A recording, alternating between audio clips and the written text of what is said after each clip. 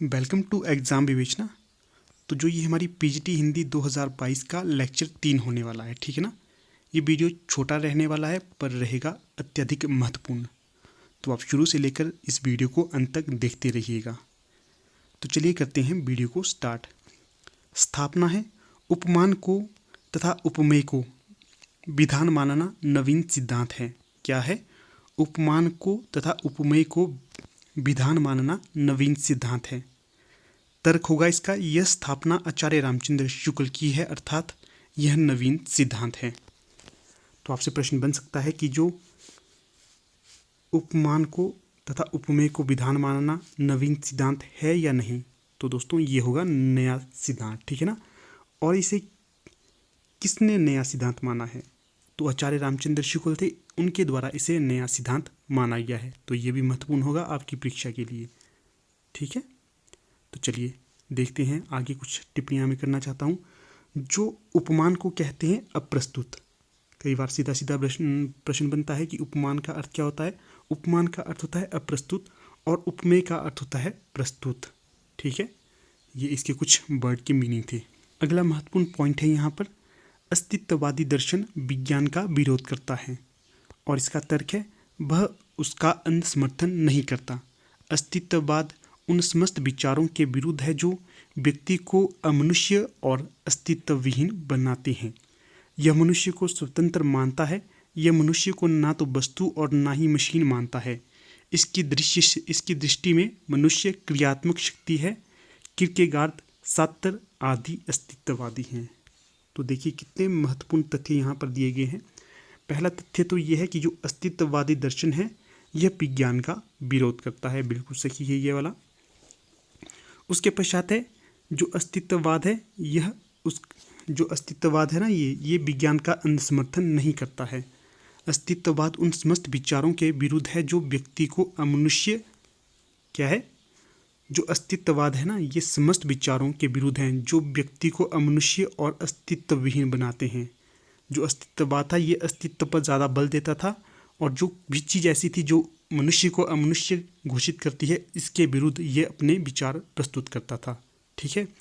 तो आगे था जो किरकेगार्ड हैं और सार्त्र हैं, ये दोनों ही प्रमुख अस्तित्ववादी के तौर पे जाने जाते हैं। ये प्रश्न बनता है कि जो किरकेगार्ड है इनका संबंध किस संप्रदाय से था या किस संप्रदाय का इन्होंने प्रवर्तन किया था। तो इन्होंने किया था अस्तित्ववाद संप्रदाय का प्रचार। आगे है काव्य का सर्वस्व है रस, छंद, अलंकार इत्यादि, ना सिर्फ काव्य अलंकार। काव्य अलंकार में सिर्फ अलंकार समाहित होते हैं, अन्य कोई सिद्धांत नहीं। कई बार आपसे प्रश्न बनता है कि जो काव्य अलंकार में किस किस चीज़ को शामिल किया जाता है। तो काव्य अलंकार में सिर्फ अलंकार को समाहित किया जाता है। सिर्फ काव्य अलंकार कहने से मान लीजिए ऐसा कहा जाएगा कि जो हिंदी साहित्य है केवल काव्य अलंकार है, तो ये पूरी तरह से अनुचित होगा। जो हिंदी साहित्य है केवल काव्य अलंकार नहीं है, इसमें काव्य के बहुत से रूप देखने को हमें मिलते हैं। तो देखिए, रस मिलता है, छंद मिलता है, अलंकार मिलता है। इन सभी का जो हिंदी साहित्य, न केवल हिंदी साहित्य, पाश्चात्य काव्य शास्त्र में भी इन चीज़ों का प्रभुत्व हमें देखने को मिलता है। तो इन्हें याद रखिएगा, ये महत्वपूर्ण है। आगे है बिंब का मुख्य ध्येय या उद्देश्य है वर्ण्य विषय का इंद्रिय प्रतिबिंबन। क्या है? बिंब का मुख्य उद्देश्य होता है वर्ण्य विषय का इंद्रिय प्रतिबिंबन। बिंब विधायक रचनाकार ज्ञानेंद्रियों के माध्यम से अपने भावों का समूर्तन करके उनका संप्रेषण करता है और अपने बिंब से पाठक को जोड़ता है। आगे है शब्दों या रचना के माध्यम से रचनाकार रचना को बिंब का आकार देने का प्रयत्न करता है तथा वर्ण्य विषय का केंद्रीय प्रतिबिंबन करता है। तो ठीक है, समझ गए होंगे आप क्या है। जो बिंब का मुख्य उद्देश्य होता है कि किसी भी चीज़ को हमें महसूस कराना। मान लीजिए हम बोलेंगे वहाँ देखो, मैंने वहाँ पर परी को देखा। बोलता है ना कोई, देखिए बोलेगा, कोई बोलेगा यार मैंने सपने में किसी परी को देखा था। तो जो हमारे मस्तिष्क में एक बिंब आ जाता है, परी किस प्रकार की होगी, उसके पंख लगे होंगे और वो उड़ सकती है और कभी भी इधर उधर जा सकती है। इस तरह के जो बिंब हमारे मानचित्र या हमारे मस्तिष्क में बनते हैं उन्हें हम कहते हैं बिंब। और इसे हम किसके द्वारा ग्रहण करते हैं? तो इसे हम करते हैं अपनी इंद्रियों के द्वारा ग्रहण। इंद्रियों से। जैसे हमने अपने मन में पूरी ये कल्पना करी कि ऐसी ऐसी परी की छवि होगी, ठीक है ना। या ऐसे भी कह सकते हैं गुलाब का फूल बहुत सुंदर होता है। तो जैसे हमने पहले गुलाब को देखा था या हमें किसी ने बताया कि गुलाब का फूल इस तरह का होता है, लाल रंग का होता है, उसमें कांटे होते हैं, इस तरह की जो भी हमारे मन में गुलाब के प्रति धारणा थी वो सभी एकदम से प्रस्तुत हो जाती हैं। इसको बिंब कहा जाता है। बिंब को हम ग्रहण करते हैं अपनी इंद्रियों के माध्यम से, ठीक है ना। अगला महत्वपूर्ण पॉइंट है स्वच्छंदतावाद ना छायावाद है ना रहस्यवाद। यह शास्त्रीय जड़ता की प्रतिक्रिया से उत्पन्न वैयक्तिक कल्पनातिरेक और निजी रहस्यानुभूति की उपज है। आगे है स्वच्छंदतावाद एक स्वतंत्र काव्यधारा मानी जाती है। पाश्चात्य प्रभाव स्वरूप इसका विकास भारतीय शास्त्रीय जड़ता के विरोध स्वरूप हुआ था।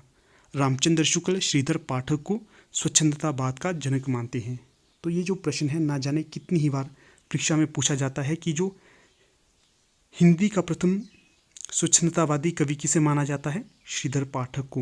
और यहाँ पर तो सीधे कहा भी गया है कि जो रामचंद्र शुक्ल हैं ये श्रीधर पाठक को हिंदी का प्रथम स्वच्छंदतावादी कवि मानते हैं।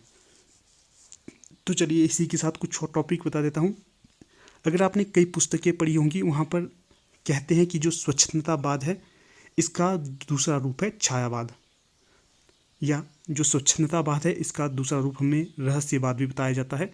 तो ये पूरी तरह से गलत है। ऐसा कुछ नहीं है कि जो स्वच्छंदतावाद है ना छायावाद है ना रहस्यवाद है। ये शास्त्रीय जड़ता की प्रतिक्रिया से उत्पन्न वैयक्तिक कल्पनातिरेक और निजी रहस्यानुभूति से उत्पन्न होता है, ठीक है। ये इसके कुछ तथ्य आपके समक्ष मैंने प्रस्तुत किए हैं। पूरी उम्मीद करता हूँ आपको ये पूरा वीडियो समझ आया हुआ होगा।